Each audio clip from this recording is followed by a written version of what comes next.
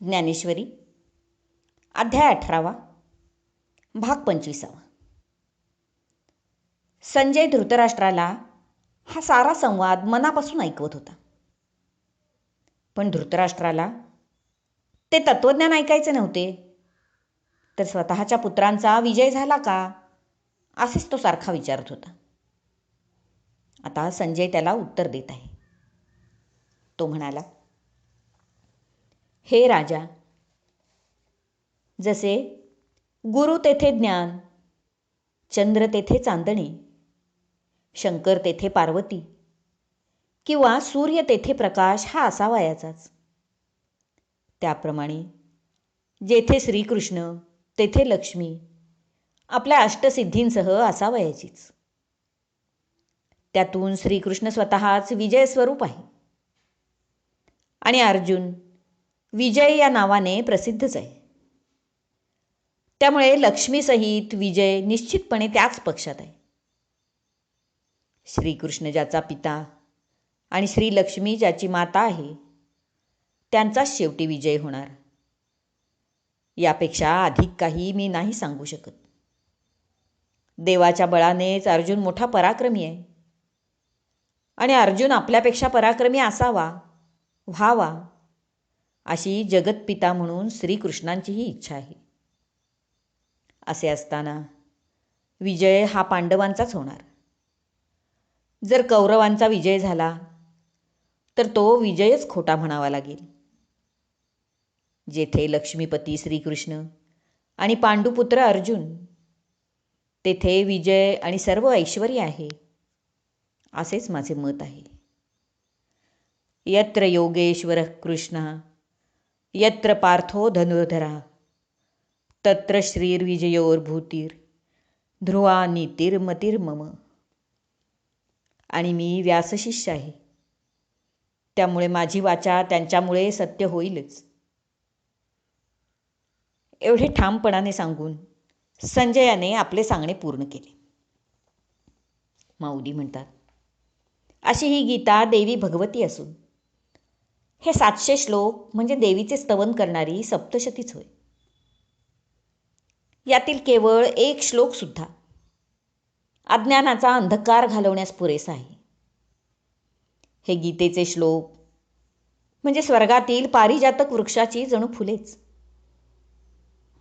गीता सर्वसमावेशक आणि सर्वांना अध्ययनाचा अधिकार देणारी आहे. त्यामुळे आता मी काही प्रतिपादन करावे असा विषयच राहिलेला नाही. भगवान श्रीकृष्णांची ही वाङ्मयीन मूर्तीच होय.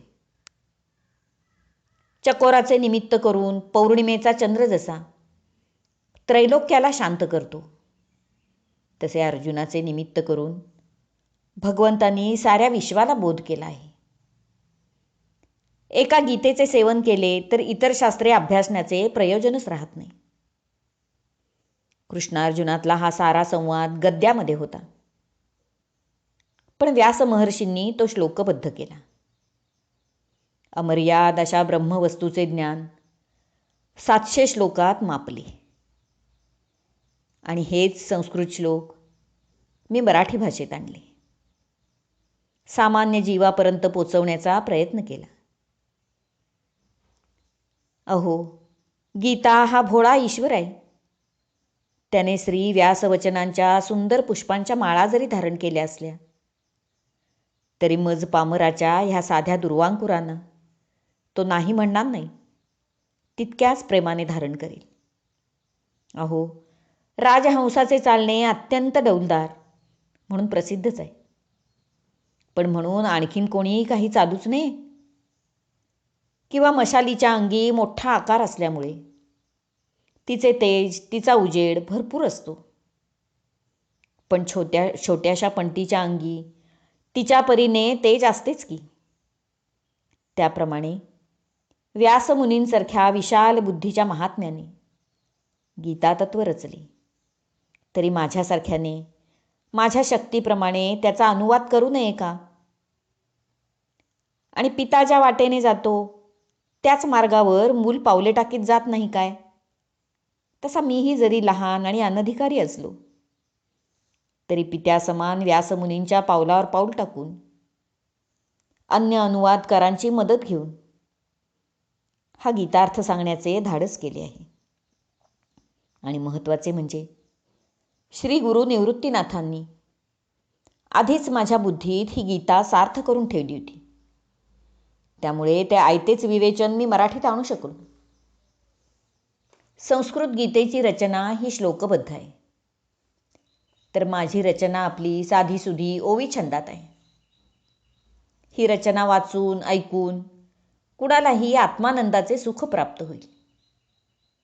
कारण हा ग्रंथ म्हणजे श्री गुरु निवृत्तीनाथांच्या कृपेचे ऐश्वर्य आहे. आणि श्री गुरूंची गुरुपरंपरा तरी पहा.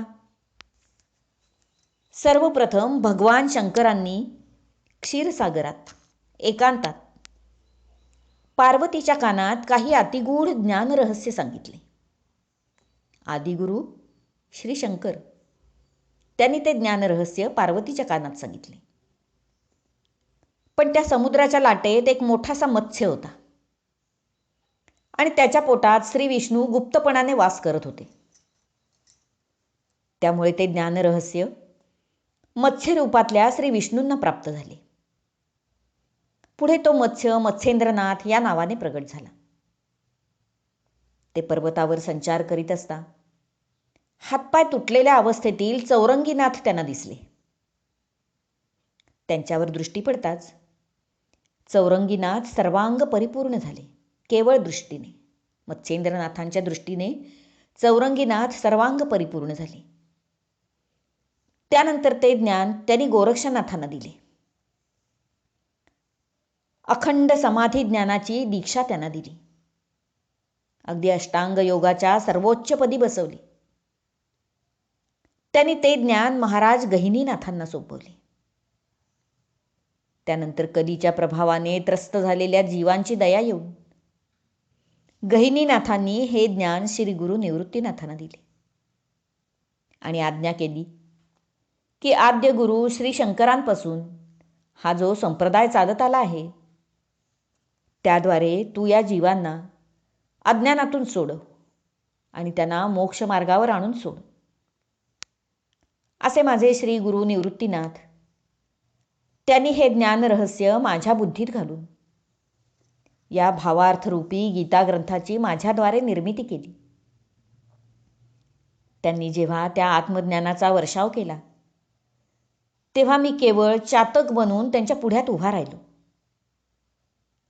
तर त्यांनी मला या ग्रंथाचा कर्ताच बनवले. वास्तविक माझ्यात कोणतीच पात्रता नाही, पण गुरुकृपेमुळेच मी हे करू शकलो. माझे निमित्त करून श्री गुरूंनी या ग्रंथरूपाने साऱ्या जगाचेच कळीकाळापासून रक्षण केले. सूत्रधार जसा मागे उभा असतो त्याप्रमाणे ते माझ्या पाठीशी उभे राहिले आणि मला मात्र श्रोत्यांच्या पुढे आणले. म्हणून श्रोते हो, जे काही अधिक उणे झाले असेल ते आईच्या मायेने सरते करून घ्यावे हीच विनवणी करतो. मोठ्या पुण्याईनेच तुम्हासारख्या संत सज्जनांचा श्रोते म्हणून मला सहवास मिळाला. तुम्हा सर्वांच्या आशीर्वादामुळेच हे धर्मकीर्तन आज सिद्धीला गेले. हरिओम तत्सत. भाग 25 समाप्त.